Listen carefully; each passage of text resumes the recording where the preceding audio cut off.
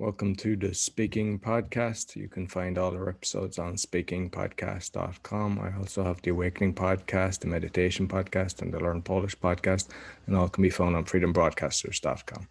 Today, my guest, coming from a small town, as I believe, please welcome Catherine Cantey. Thank you so much, Roy, for having me. I'm excited to be here and to be connected with you. Yeah, I'm looking forward to it. So you might let the audience know who's Catherine. Yeah, thank you. I am actually in South Carolina in America, and I have been in banking for the past 20 years and decided that in order for me to keep growing, I needed to leave banking and go out on my own. And about 2 years ago, I stepped out and became a leadership coach and have been coaching various groups and individuals. And it's been an honor to coach groups as large as 16 and individuals, and they have all created recognized results as seen by their stakeholders. And it's been pretty amazing to see the success that they've been able to create. So I'm happy to share and be here and share stories and see where it goes. Brilliant. So I also like to know, coming from a small town, were you born in a small town and were you like the shy little girl, or were you the one swinging off the tree and just, talking to everybody? What was your No, journey? I got, I guess, lured to a small town by a guy that I married a little over 20 years ago. And I joke, and it may not be funny to the local family members, but I joke that he could marry a cousin or he could marry me. And he chose me. So he slowly pulled me over this direction over the 20 years of us being married. And we lived in a larger area, about 45 minutes down the road. And he said, let's try, renovating a house. That's something I've always loved doing, is renovating. And that kind of tricked me over here. And we've been renovating houses on the side ever since. And it's a way to really embrace, you know, the living in a small community and kind of making it a little bit better at the same time, taking some old houses and making them usable again. And, 20 plus years into a marriage, and it wears on you. And it's actually, a great place to raise a family. And especially during COVID and all the craziness that's going on right now, it's actually a pretty darn good place to be. So it's kind of funny how life works. No, definitely not. To be around nature, especially in a small town, you've got plenty of nature as opposed to, being in a big block in the middle of, say, New York. So, yeah, I would choose that any day of the week, Yeah. Yeah, but you could still, I still get my fill. I can fly up to New York or San Francisco, Atlanta, wherever I need to. Charlotte's really close to us, so we're about an hour away from there. And when we're hungry and we want a good meal and need to get out, it's pretty close to be able to do that. So it's good to have options. Brilliant, brilliant. So, you mentioned you came from the banking sector. Were you actually doing much speaking in the banking sector, or any training, or what was your kind of journey there? Yeah, that just kind of grew. And the speaking actually started when I was in high school. I was scared to death. I've always been, scared and nervous before speaking before people. I don't want to mess it up. And so as I got into banking, I started out as a bank teller, which, there's not much speaking there except for to clients, but you're not really speaking in front of people. And through the years, I got into a position within a bank, starting up a department that was on the deposit side. And nobody really wanted the job. So that always made it interesting.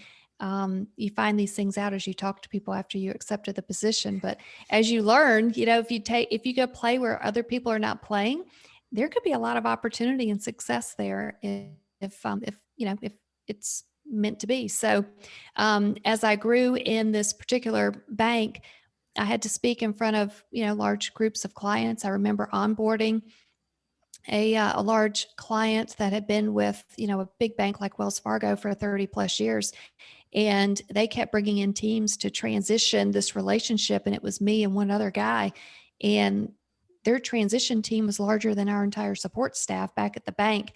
So you really don't want to screw up in front of that CEO. You don't want to screw up in front of that CFO. And it was nerve wracking. I just remember being grateful I had a jacket on so he couldn't see all the sweat coming off of me. So you take it kind of one step at a time. Over the years, as we rolled out new products, I remember speaking in front of a group of 300, and the nerve energy and the excitement energy, I think, are similar is what I understand. And so I just try now to tell myself, I'm just excited to be here, and let's try to channel that nervousness into excitement.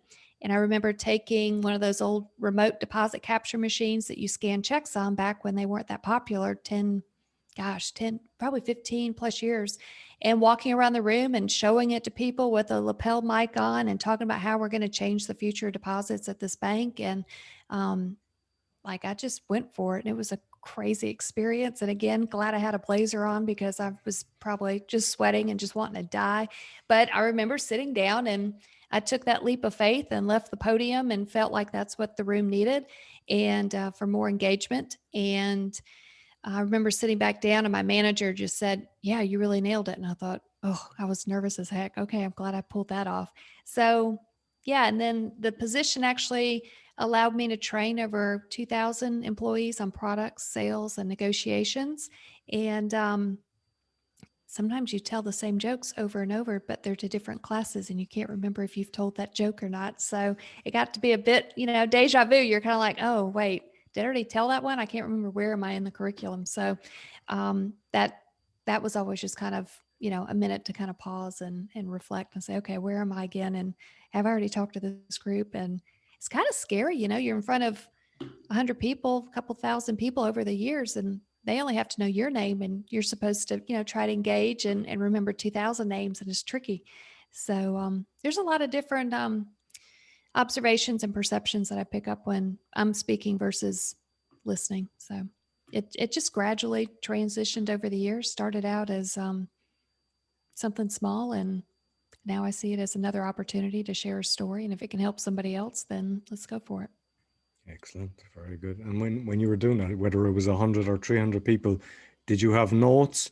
Were you using a PowerPoint? I know you said you went around with that machine to the audience, which kind of helps because you kind of, well, I suppose with your jacket sweating, but the Yes. reality is when you're engaging, it's not as bad, but how did you structure your, when you were speaking?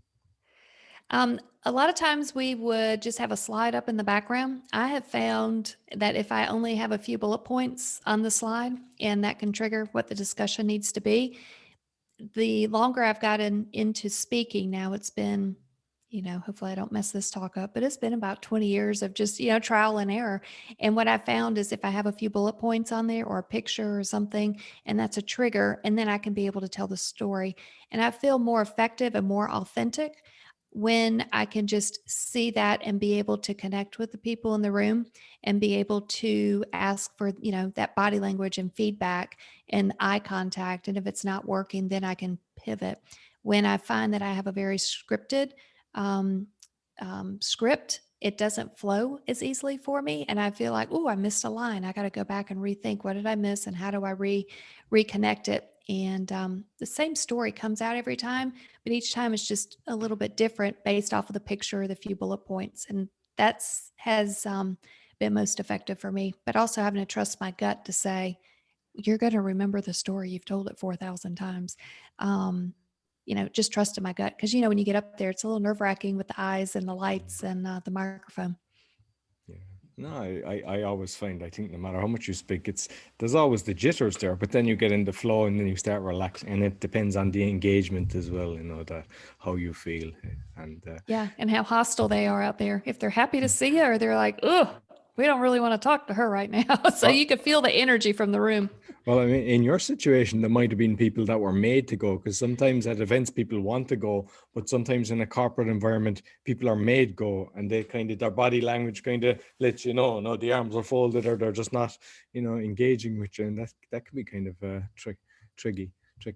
Yeah, no, it's definitely tricky, and I've learned, you've got a tons of books in your background, Roy, and I can't help but notice it. And some of the books that I've read, it just talks about to focus on the skeptics that are in the audience, and don't worry about the folks that have their arms crossed, because they're always going to probably have their arms crossed. That's just who they are, and don't, I've tend to in the beginning wanted to focus on that negative and try to convert them. And really what I need to do is focus on those folks that are cheering you on, and focus on those skeptics that want to see the success or want to make that transition. And even though that's the majority of the people in the room, I don't know what it is, but human connection just makes me want to, help that person that doesn't see it, but they're never going to see it. So it's coming to peace with that and knowing who to connect with in the room and realize, they could just be having a bad day and it has nothing to do with why I'm here or what the topic's about.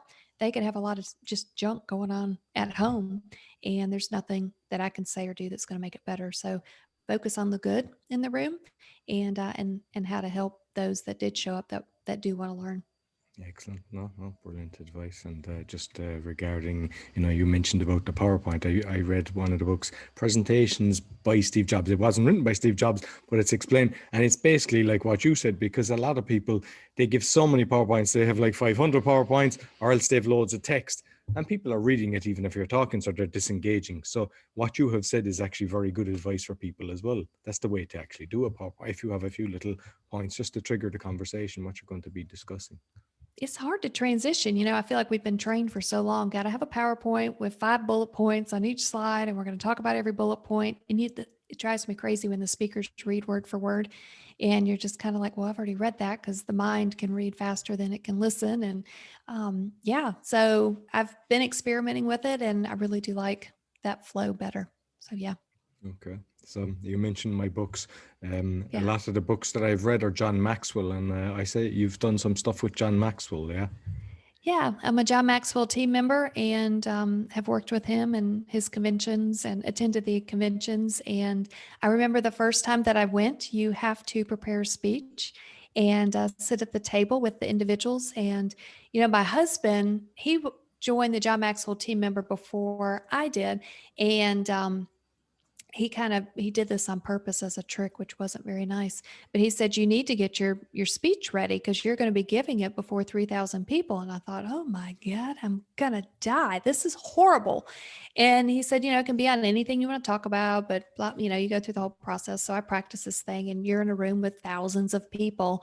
And they said to break out at the table and give your speaking, piece at the table of your 8 people. So I just wanted to thump him on the back of the head after he told me that you're going to be speaking. So you better, don't embarrass me.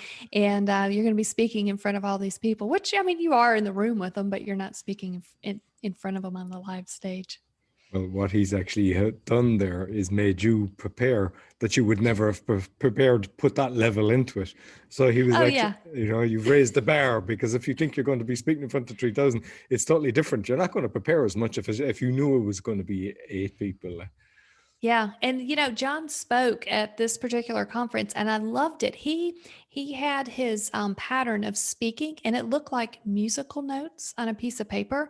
And it was, you had the beat, beat, beat, which is like the data, data, data. And then you'd have a funny story. And then he'd have, the beat, beat, beat. And then he'd have some other anecdote that would kind of bring the audience back in and re-energize them. And he has a pattern to it. And, he's said, he's at the point now, he's 70 years old. He can get on stage and do whatever he wants, because he's done so many speaking engagements that have allowed him to do that. And a lot of people just starting out, we feel like we can jump to John's level, and we can't even begin to get close to John's level, and need to realize that we've got a whole lot of dues to pay before we can ever get to that level, to jump up on a stage, to breathe the way he does, where he's giving that beat, beat, beat, and then the joke. And then, it's just been ingrained in him over the years, and it shows, and it flows, and it's very inspirational. And I've enjoyed a lot of his books and his work. Yeah, no, because I forget the CD series, but there was like leadership with Maxwell or something like that, and Yeah. they're excellent. Like, because he has so much experience, he's Yeah. telling you all the pain points that he's had and what he's learned, every single thing he's done in business and everything. But he is a fantastic speaker. I think the way the books are done is the guy is actually listening to what he's writing. That's how he's able to produce so many books. Because I mean, he must have 30 books at this stage or more. He's got a load of. Yeah. So he said he was going to meet with his publisher, and he was, I guess, 65 at the time. And they're worried, how much more content do you have? And he just started on a tangent. He was like, well, I've got a book that I need to write about, and it's about this topic. And I've got another topic that I need to write this book about. And like, he spits out 12 books at the age of 65 that he still wants to write. And so it's very inspirational to hear that you have these messages and lessons to learn. And I love how he breaks it down into simplistic steps. When people give TED Talks and things like that that you've interviewed, they talk about kind of boiler plating it back down and creating simplicity within the message. And it's so easy for us to just dive right into the weeds. And it feels like I'm oversimplifying at times the information, but that's probably at the level that it needs to be received at before I can build on to the next level. And I think John does a really good job putting that foundation out there, simplifying it into tangible bites in order to process it. So he's obviously excellent at doing that. No, definitely. And what was it? The personality profiling. Have you done that with him? Can you explain what that's about? Yeah, so he has a DISC profile process that you can actually get certified with him. And this is something that we actually used at the bank when I was teaching how to sell and how to negotiate and bring in new clients. And so DISC is DISC. And, you've got this strong D, high D personality of I for that social.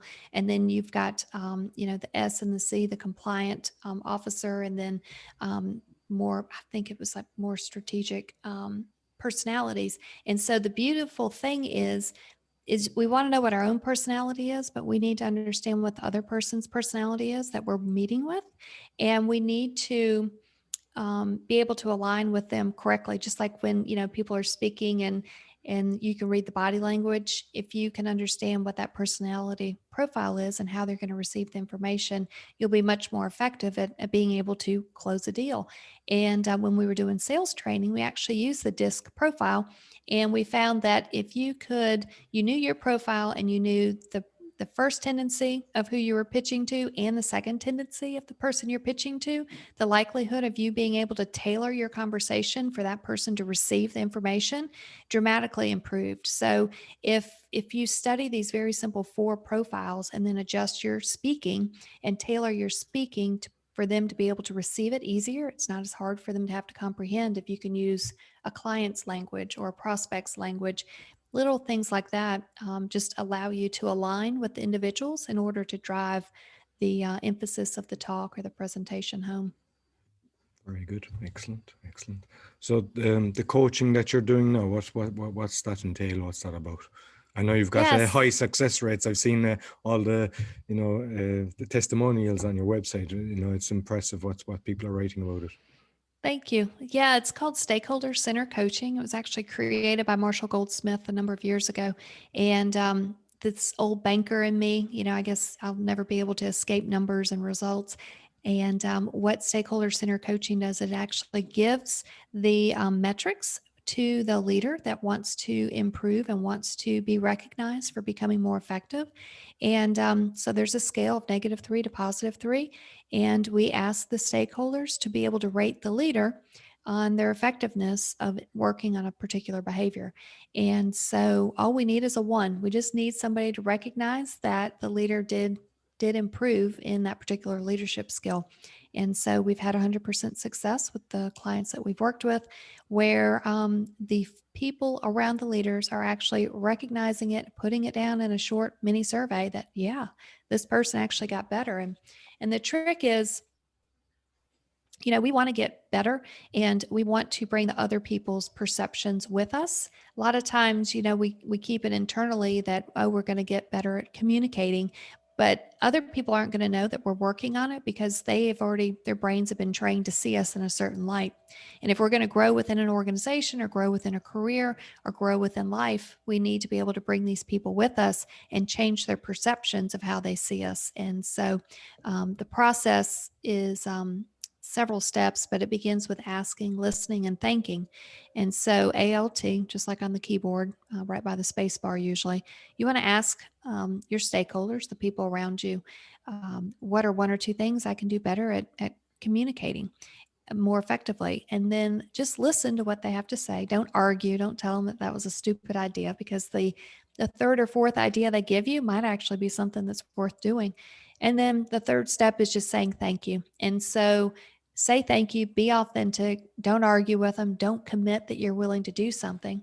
And then give some time, figure out what you're willing to change and respond back to them and follow back up with them. When you follow back up, you want to let them know that, hey, I appreciate you giving me the suggestion. This is what I tried, this is what happened, and this is what I'm willing to do going forward. And so this ongoing dialogue is letting the stakeholders know that I'm willing to put myself out there. I've got the courage and the humility and the strength to be able to go through this. And that follow up is bringing the perception of change, not only that you're making, but the people around you. And if you get better at communicating, or if I get better at communicating, it's not just beneficial for me, but it's beneficial for the people around me. And I haven't met anybody who doesn't want a better communicator in their life. So, if you're working on that and you've got 5 people cheering you on, and makes your life easier, it makes their life easier. It's a win-win. Very good, very good. And because you're doing facilitating strategic meetings as well. And Yeah. I like, for example, because I've seen situations where somebody's got a big ego. How would you actually deal with that? Um, I'd have to see how they interact with the room. I think that's a great. Gosh, there's so many people with big egos in the room, and it's kind of fun because you're just kind of watching it. And as a facilitator, you're trying to like bring all the voices out in the room. And at times I've just said, I appreciate you speaking up, and we're going to table this topic. I really do want to hear what Roy has to say because we're trying to get diverse um, group of opinions here. And sometimes the quietest voice might have the loudest impact. And so it's really important for everybody to have that opportunity. And even if the quieter voices don't want to speak up at breaks, I can kind of pick out of their brains, what are they thinking, what's working, what's not working, and be able to build them up maybe in front of the crowd and just say, Roy's got a couple great ideas. And do you mind sharing those and giving the floor to somebody else that's not that big ego that's in there? And I guess with my personality type, I'm also comfortable with just letting the big egos know at a break, I really appreciate everything you're contributing, but I really need to hear from the rest of the folks. If that's what we're trying to do, is be able to hear the diverse thoughts. If the goal of the conversation is for you just to speak, I'm good with that too, if that's who's paying for it. But 9 times out of 10, if they're bringing in a facilitator, they need to hear diverse thoughts in that room. And having the courage to be able to just say, you're doing great, but I just need you to temper it down a little bit so we can get some other people's thoughts on the page. Sometimes you got to do that as well. Very good. And yeah, I mean, you've got obviously strength to do that because a lot of people will not go up and say that to somebody. So that's a brilliant thing to do, and it's a fantastic example of the way to actually deal with it. So that's very good. Like, have you done workshops and events? Yeah. So this is kind of, as COVID came through, nothing like creativity and opportunity. So we could see the glass is half full or half empty. And so I've had 20 years in business to business selling and business development. I had a proposal team that actually, when we worked together, we had a 90% closing rate. It was pretty phenomenal. And it was all about being able to communicate to the prospect and use their language and tell a story that puts them in a favorable light. And so we did that for about 10 plus years and had some great times doing that. And so, as I transitioned out of corporate banking, I had an opportunity to help a business in the Southeast grow their business from upstate New York. And from that experience, I actually helped double their clients in South Carolina within 90 days. And what I figured out is this stuff that I've been doing for 20 years and the books that I've been reading, not everybody's read all these books. I just assume, you just assume that, yeah, okay, everybody knows this, it's common language. But I put the process together and I said, I see there's an opportunity here. There's no direct sales process. So let me put together all my notes, put together 3 modules, some case studies for role playing to be able to help bring in more clients, not just in South Carolina, but across the country for them. And so I packaged it and they bought it and are able to use it. And then I realized, a lot of this information is just in intellect that I've got in my brain that I've just collected. And I actually repurposed it and put it out as a pilot program about 6 months ago. And it was a profitable pilot and was able to help a lot of just different businesses across the US be able to break down 3 modules, which was simplify, the message so you can clearly connect with people, make it easy on them to connect with you. The second step was all about building influence and how do you use influence when you may not have a lot of direct reports, but you still need to create some change. And then the third module was leveraging LinkedIn, which is all about, you control your network. We can't go to conferences quite as easily anymore. So how are you going to keep networking and getting in front of people?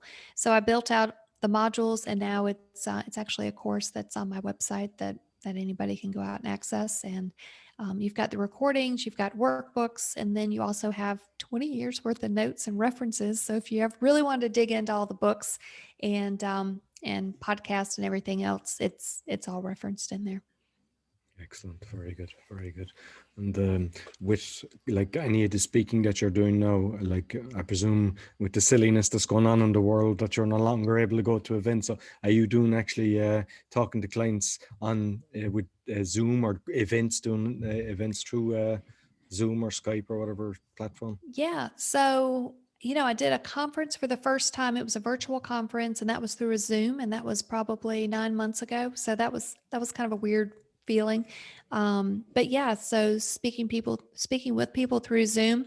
I still have a lot of clients that want me to come out face to face, and I did one strategic facilitation that was, I think it was about 8 hours away, just in a car, and ended up, just negotiating that, yeah, if you need me in person, it's totally possible. Just need to allow for travel, et cetera. And so some of these things, they still pop up. A lot of these facilitated conversations, they are still face to face. And I just get in the car, or if it's a little further out and they're okay with me on a plane, then I get on a plane and go see them. And the 6 month engagement for leadership coaching started out face to face, and then got to the point, we're mid COVID, and it just was too much to get too many people in one room. So we did that particular one through a Zoom similar platform, and it actually worked out really well. And just like with any facilitating, it's not me really doing all the talking. It's pulling the conversation and the lessons learned out of the people in the room so they can have that forced reflection for their personal growth. And it worked out very favorable. So it's a good mix, and I'm surprised there's a lot where I'm still face to face. Have you any tips for people on what to kind of watch for, things that you've learned from just doing the online stuff? I went back with you go back to what you used to do, which was having lots of notes for the online piece, and I realized that I just need to stick with what I used to now, which is a screenshot with a picture and tell the story. I think lighting is hugely important. You can look a little bit more attractive with some good lighting. So, yeah, go ahead and invest in that. Microphones help, headphones help. Um, there's some great resources. They don't have to be expensive. I know Pat Flynn has some how to's on how to start a podcast, but really he tells you which microphone, which boom arm to order from Amazon. And if that's not in your budget, here's a less, pricey one. And then, gosh, just digging through my closet, I found my headphones. I'm like, I wonder if these will work with it. And, just good old Bose headphones. And sure enough, works with the microphones. So the technology can really support you. And, making sure you have the light from the face and not from the back, unless you're trying to, give some kind of testimony. You don't want to be recognized. So that's always helpful. And I love to have like all my chat boxes and my participants available on the screen. So sometimes having two monitors helps as well. And do you find, like, because we do live calls every Saturday, and we normally have one person that's the kind of moderator, because it can be distracting as well. Like if you're on your own, if you have to, one, you want to engage, but at the other side, it's hard to be reading and talking at the same time. So have you figured out a way that kind of helps with that?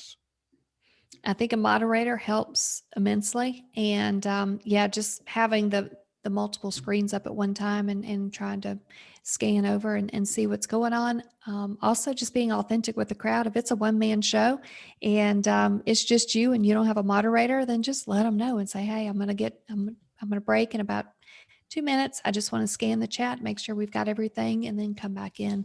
Not that you're leaving, but you're just letting the audience know that you're going to read the comments, and being authentic and transparent with, Yeah, it's just me and this is Zoom and we're in the middle of a very unique way of giving talks. So, if the shoe were on the other foot, I think most people understand. No, I think that's fantastic advice, being authentic, because a lot of people, they're trying to be something different and they're trying to look this fancy professional, and all you have to do is say it as it is, and people understand it, and they kind of, I think they appreciate it more when you're like that. Yeah, I kind of last night I was speaking with somebody on Zoom and I didn't realize it was the end of the day. It's pollen season in South Carolina, so it's just kind of gross. And the flowers are blooming. That's pretty, but I mean everybody's just exhausted because you've got pollen and I had to go check on a project for a remodel that we're doing, and the light turned on and went, ugh, all my makeup's pretty much gone off my face. But then I thought, let's just be authentic. This is what it is. And it's the end of the day. And I'm just going to show up who I am because I think in a world of so many Photoshops and filters and everything else, it kind of makes you feel good that there's just real people out there. And so if it helps me when I see that, so I figure what the heck, let's just go for it and hit record and, and go with it. So authenticity is real important. Right. And like you say, you do the remodeling, so you'd obviously be getting different contractors for plumbers, mechanical, electricians and everything, because I've done loads of renovations in Poland. But that in itself is kind of like, you need to understand the personality types as well, because tradespeople, there's some people you just tell them once, they'll do it. There's others you have to deal with them. So you might give people a bit of examples on some of that. Oh my God. That's like endless. Yeah, just like in sales, just like in negotiations and speaking in front of people, different people receive information in different ways. And I am working with, I joke right now that I think I'm the general contractor over there because we've got so many subs that are coming and going and walls that are coming and going and a roof that's coming and going. I mean, it's wide open. And I've realized that for the business owners that work for themselves, do not call them in the morning. Do not text them in the morning. They'll put you on the do not call back list, I think, for the longest time. So I've realized call them after lunch because they've had something to eat and they have their crews working. So if I can call these people, the subs around 2 o'clock in the afternoon, then my chances of them accepting my phone call are pretty good or better than at 9 o'clock in the morning where I swear they throw me to voicemail and I died in voicemail forever. And then the next thing I've learned with some of them is they don't want to talk. They just want a text message. And so just like when you communicate with negotiations and contracts, you've got different people that want to communicate in different ways. I've got some that, you're trying to describe what we're going to build back and you need to pull, painter's tape out and actually physically mark where the wall's going to go because they're more of a visual person.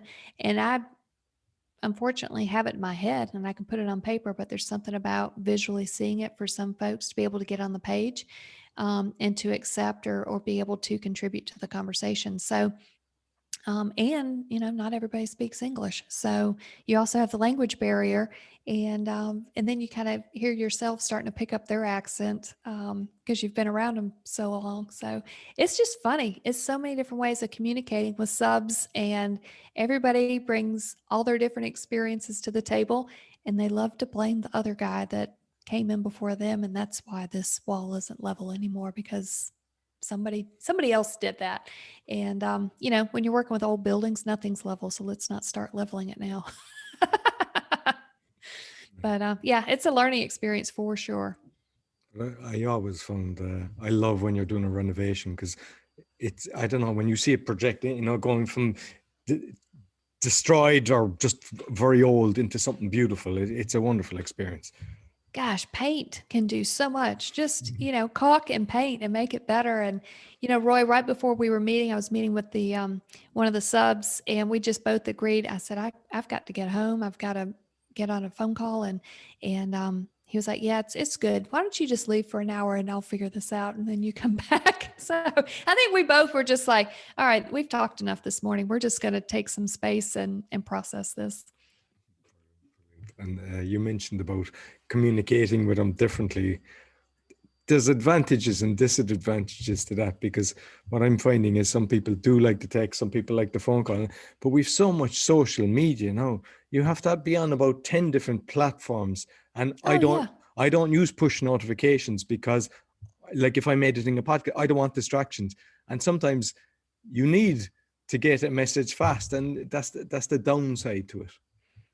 Yeah, it loses that urgency. And I've got one person, I even forgot this other one. He only reads emails. I'm like, okay, well, this is going to be fun. So when are you going to read the email? And, never available on the phone. They don't really have a cell phone. And he's just going to read the email. So I'm like, gosh, I hope I get it right in that email, because otherwise I'm going to end up with a wall that's the wrong size. If you type in an 8 instead of a 7 or something. So yeah, there's so much out there and there's so much noise. You really have to be careful how you craft your message and simplify your language for them to be able to receive it. And a lot of times we need to use less words as I continue to talk, but less words have more impact. Well, it comes down to the communication, to understand their best form of communication. So if you want to get the best results, you understand their needs and you actually you accommodate to it. Like, so, no, brilliant, love it. So listen, it's been fantastic talking to you. How can people get in contact with you? My website is catherinecantey.com, and that's with a C. And you can also find me on LinkedIn under Catherine Cantey, and that'll loop you back to my website. Beautiful. Listen, thank you very much. Really enjoyed it. Thank you, Roy. It's been fun. So you'll find all our lessons on speakingpodcast.com. We're also on YouTube and BitChute on Speaking Podcast. Until next week, take care.